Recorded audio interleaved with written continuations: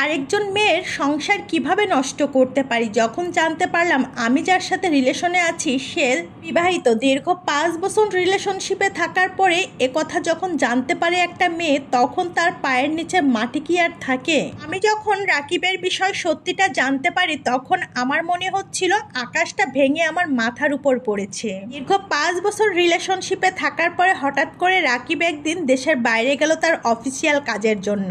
অফিসের কাজে রাকিব 3-4 দিনের জন্য বাইরে গেছিল। তখন আমি অনেক বেশি একা হয়ে যাই, আমার একবারেই ভালো লাগছিল না। হঠাৎ করেই আমার খারাপ লাগা থেকেই বাড়ি যাই।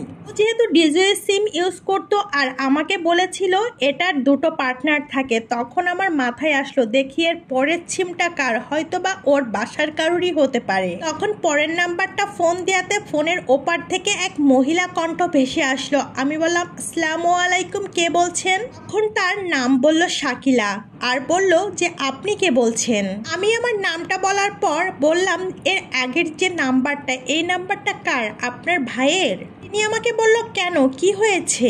না আমার ভাইয়ের না, আমার হাজবেন্ডের। আমি হাজবেন্ডের কথা শোনা মাত্র কি করব কি বলবো কিছুই বুঝতে পারছিলাম না, জাস্ট ফোনটা আমার কানে ছিল। আমি হতভম্ব হয়ে গেলাম, মুখ থেকে একটা কথা বের হচ্ছিল না। প্রথম জীবনের ভালোবাসা। রাকিব একটা সেকেন্ডের জন্য আমাকে একা থাকতে দিত না। ক্লাসটা করতাম, হোস্টেলে আসতাম, সারাক্ষণ ও কলে থাকতো। আমি কি করি, কি খাই, কি কোথায় যাচ্ছি সবকিছু ওর নখদর্পণে ছিল।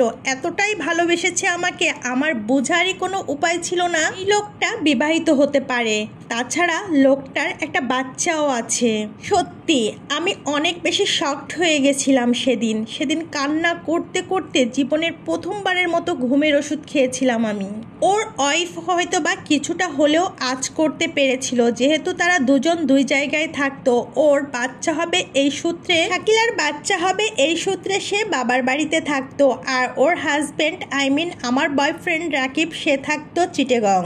ভাবে বুঝবো, কারণ সে এমনভাবে কথা বলতো, রাতে 1টা 2টা 3টা 4টা যখনই আমি তাকে মিস কল দিতাম সাথে সাথেই কল ব্যাক করতো। 1 দিন না, 2 দিন না, 3 দিন না, বছরের পর বছর এভাবে কথা বলেছে। তাহলে আমি কিভাবে বুঝবো যে লোকটা বিবাহিত হতে পারে?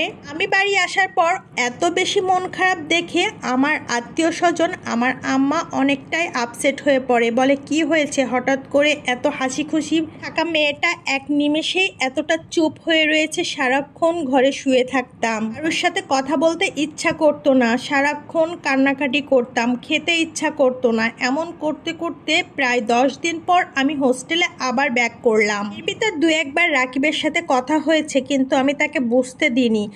রাকিবের ওয়াইফ হয়তো বা ব্যাপারটা জানিয়েছে যে আমি তাকে ফোন দিয়েছিলাম। সে আমাকে বলল যে তুমি কি আমার বাড়িতে ফোন দিয়েছিলে। বাই দ্য ওয়ে, একটা কথা বলতে ভুলে গিয়েছি, সে একদিন আমাকে বলেছিল এর পরের যে নাম্বারটা, এই নাম্বারটাতে কখনোই তুমি ফোন দিবে না, এই নাম্বারটা আমার ভাইয়ের কাছে থাকে। যাই হোক, আমি তো প্রতারণার ফাঁদে পড়েই গেলাম, কি আর করার। মন ভুলে কথা, মন তো আর বসে না পড়াশোনায়। হোস্টেলে আসার পরে রাকিব আমার সাথে বারবার কন্ট্যাক্ট করার চেষ্টা করে, কারণ সেও আমাকে মন থেকে ভালোবেসে ফেলেছিল। কিন্তু একটা ছেলে ভাবে এমনটা করতে পারে, ঘরে ওয়াইফ, তার বাচ্চা থাকা অবস্থা অন্য একটা মেয়েকে কিভাবে ভালোবাসতে পারে? সে পারলেও আমার পক্ষে সম্ভব না তার সাথে সম্পর্ক রাখা। তাকে একেবারে সাফ সাফ আমি জানিয়ে দিয়েছিলাম। আমি বলেছি তুমি যদি আমার সাথে নেক্সট টাইম কথা বলতে আসো, আমি কিন্তু তোমার ওয়াইফকে জানিয়ে দিব। আচ্ছা, তাতে তার কোনো কিছু যায় আসে না, সে আমার সাথে কথা বলবেই তো বলবে। তার জন্য আমার ফোনটা